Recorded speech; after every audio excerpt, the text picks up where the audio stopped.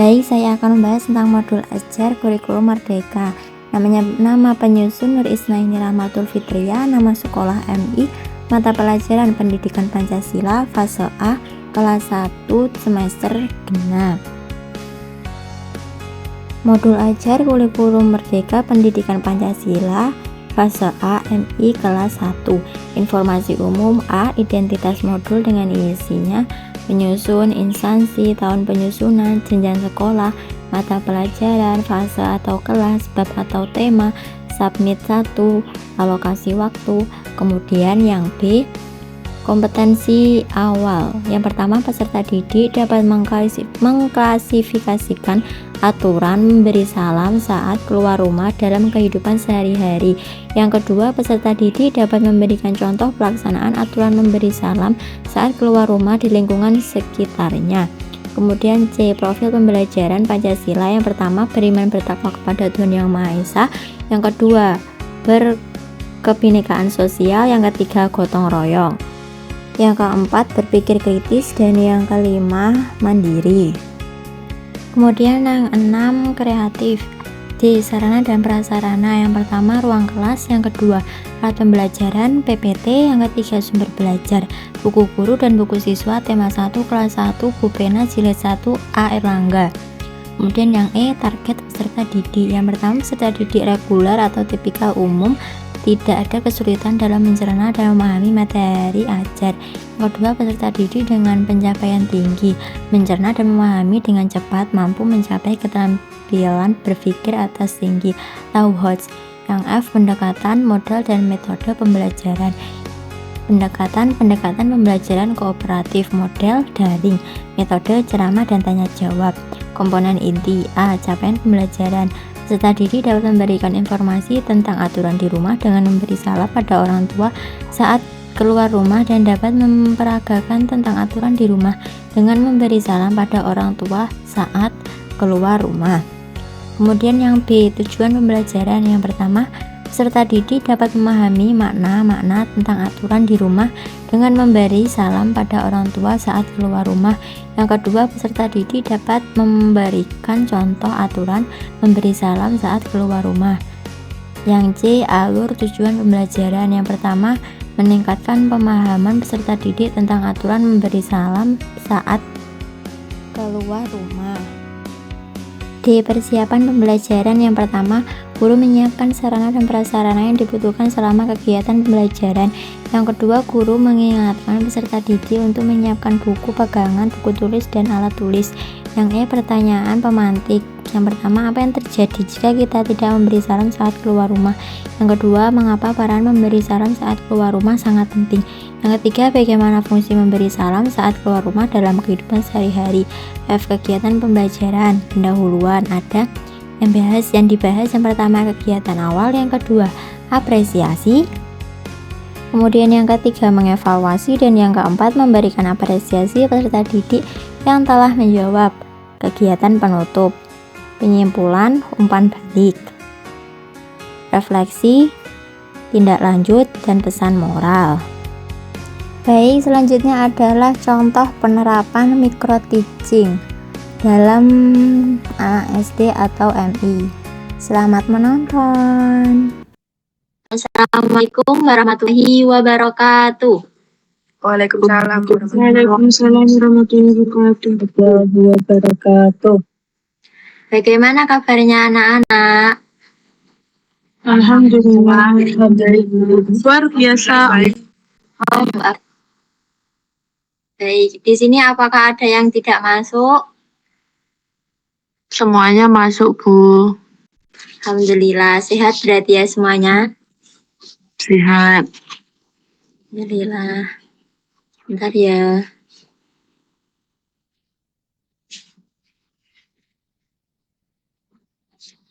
Baik, langsung saja. Di sini yang akan kita bahas adalah aturan memberi salam saat keluar rumah. Slide selanjutnya. Di sini ada contoh gambar ayah, ibu, dan anak yang mau berangkat ke sekolah. Coba anak-anak perhatikan gambar di sini. Ada gambar, sebut saja namanya anaknya Siti, sedang mau berangkat ke sekolah. Apa yang dilakukan Siti ketika berangkat sekolah? Ya, sebelum berangkat sekolah, Siti pamit kepada orang tua. Siti pamit kepada ayah dan ibunya. Kenapa ini harus dilakukan? Karena dengan kita pamit kepada orang tua, maka orang tua mendoakan kita ridho Allah bersama ridho orang tua. Jadi, ketika kita pamit kepada orang tua, maka Allah akan memberikan rahmatnya. Allah akan memberikan keriduannya. Insya Allah di sekolah nanti anak-anak juga bisa apa? Belajar dengan mudah, mengerjakan soal dengan mudah. Gitu ya. Slide selanjutnya.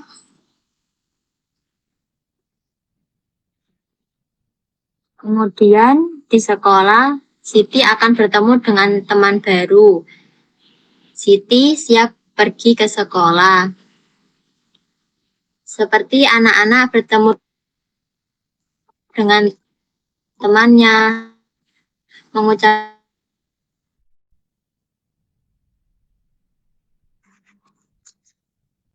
harinya gitu ya. Ini cara berpamitan dengan orang tua. Slide selanjutnya. Nah, ini contohnya. Siti, selamat pagi. Ibu, Nina berangkat ke sekolah dulu ya. Ibunya menjawab, ya nak, belajar yang rajin ya. Tuh. Di sini, sampai di sini apakah ada yang ditanyakan dari materi Ibu? Tidak ada, Bu. Tidak ada, Bu. Di sini nanti Ibu akan memberikan soal. Ibu kirim ke grup ya. Soalnya seperti ini. Ini kan ada 3 contoh gambar. Gambar yang pertama yaitu Ibu, Lisa berangkat ke sekolah dulu ya. Ibu menjawab, hati-hati ya nak. Kemudian gambar yang kedua, selamat pagi ayah. Selamat pagi Dio. Kemudian gambar yang ketiga, Ibu bukakan pintu dong. Nah, dari ketiga gambar itu, manakah yang gambarnya benar dengan aturan memberi salam saat keluar rumah? Coba siapa yang bisa menjawab?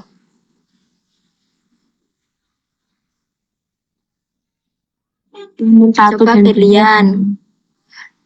Ya, benar. Baik. Itu nanti contoh soalnya kayak gitu nanti. Kemudian kelas selanjutnya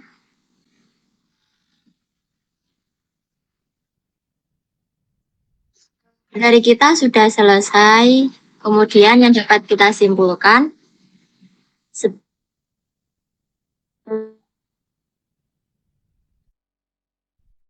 berangkat ke sekolah, kita harus berpamitan pada orang tua, mengucapkan salam sebelum keluar rumah. Saat tiba di sekolah, belum meninggalkan kelas,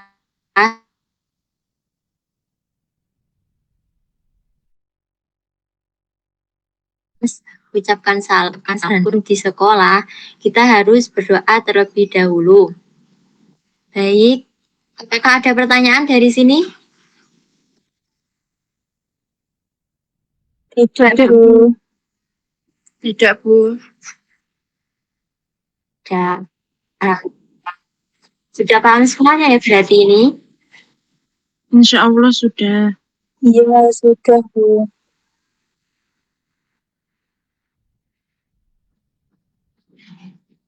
Ya udah itu saja ya materi dari Ibu. Kita ketemu lagi ke pertemuan selanjutnya.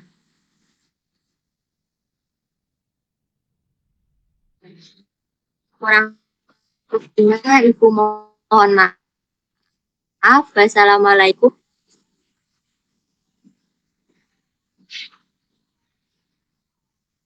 Waalaikumsalam warahmatullahi wabarakatuh. Waalaikumsalam warahmatullahi wabarakatuh.